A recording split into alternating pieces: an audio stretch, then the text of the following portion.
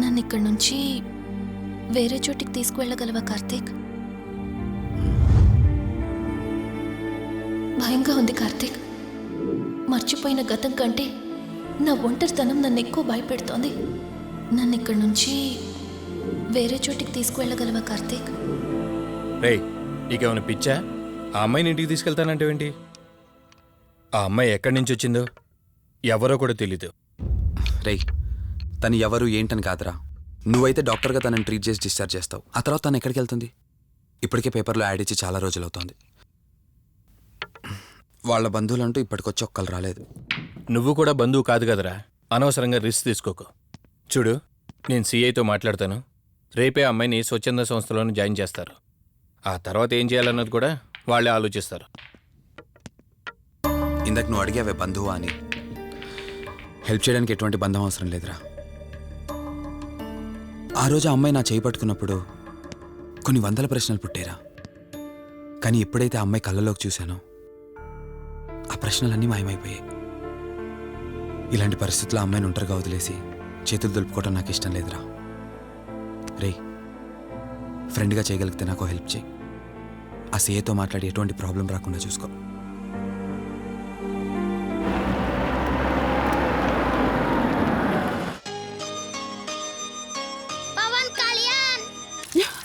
ఈ ట్యాప్ ఒకటి వస్తామని ఇరిటేట్ తెప్పిస్తుంది. వస్తున్నాను. వస్తున్నానబ్బా. అమ్మయ్యా, వచ్చావా కార్తీక్? నువ్వు ఫోన్ చేసినప్పటి నుంచి ఆ ట్యాప్ కారుతూనే ఉంది. అది అలా కారుతూ ఉంటే సింక్ లో పడుతున్నట్టు లేదు, నా నెత్తి మీద పడుతున్నట్టుంది. దాన్ని త్వరగా బాగు చేయించు కార్తీక్.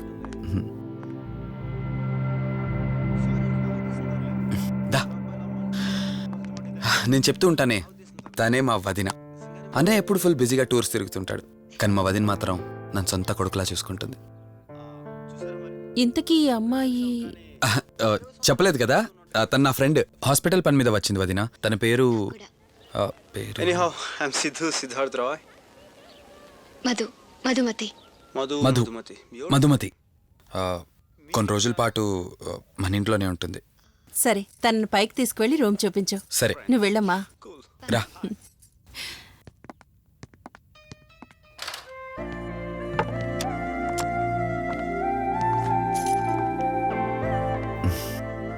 ఇదే నీ గది. ఎదురుకుండా ఉందే, అది నా బెడ్రూమ్. నీకు ఎటువంటి అవసరం వచ్చినా నన్ను అడగచ్చు. నీకు ఎటువంటి ఇబ్బంది ఉండదు. నాకు భయంగా ఉందని ఒక్క మాట చెప్పగానే ఏమీ ఆలోచించకుండా ఇంటికి తీసుకొచ్చారు. నా గురించి ఏమీ తెలియకుండానే ఇంతెందుకు చేస్తున్నారు? నాకు తెలిసిందల్లా ఒకటే, నేను చేస్తున్న పని నాకు కరెక్ట్ అనిపించింది, అందుకే చేస్తున్నాను. నేను కళ్ళు తెరిచిన తర్వాత చూసిన ప్రతి ఒక్కరూ మంచిగానే కనిపిస్తున్నారు. కానీ కార్తీక్ని చూసినప్పుడల్లా ఎన్నో సంవత్సరాల నుండి మా మధ్య అనుబంధం ఉన్నట్లు అనిపిస్తోంది. తన మాటలు వింటుంటే నాలో ఏదో తెలియని చిన్న ఆనందం కలుగుతోంది.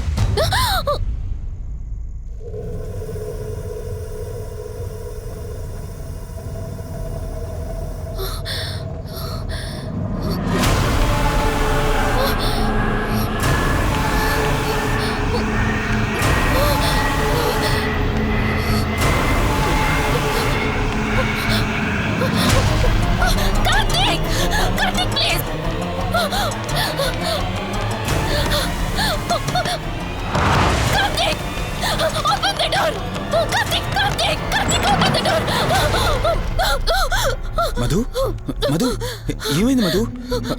అటు చూడు మధు ఏమైంది మధు? అటు చూడు. చూశాను, అక్కడేం లేదు. కావాలంటే నువ్వు చూడు. మళ్ళీ చూడు. మధు నేను చూశాను, కావాలంటే నువ్వు చూడు. మధు చూడు మధు ప్లీజ్, అక్కడేం లేదు. ఒకసారి చూడు. చెప్పాను అక్కడేం లేదని. నువ్వెందుకు కంగారు పడుతున్నావు? అయినా అసలు ఈ టైంలో బయటికి ఎవరు వెళ్ళమన్నారు? అది బయట ఏదో తలుపు కొట్టిన శబ్దం వినిపిస్తే. మధు సరే, నీకేదో శబ్దం వినిపించింది. అయినా నీకేదో డౌట్ ఉంటే నన్ను పిలిచుండాల్సింది. అసలు ఒక్కదానిపై బయటికి ఎందుకు వెళ్ళావు? సర్లే, ఇక్కడ నుంచి ఏమైనా ప్రాబ్లం ఉంటే నాతో చెప్పు, సరేనా? Cool, everything will be all right. పద వెళ్దాం.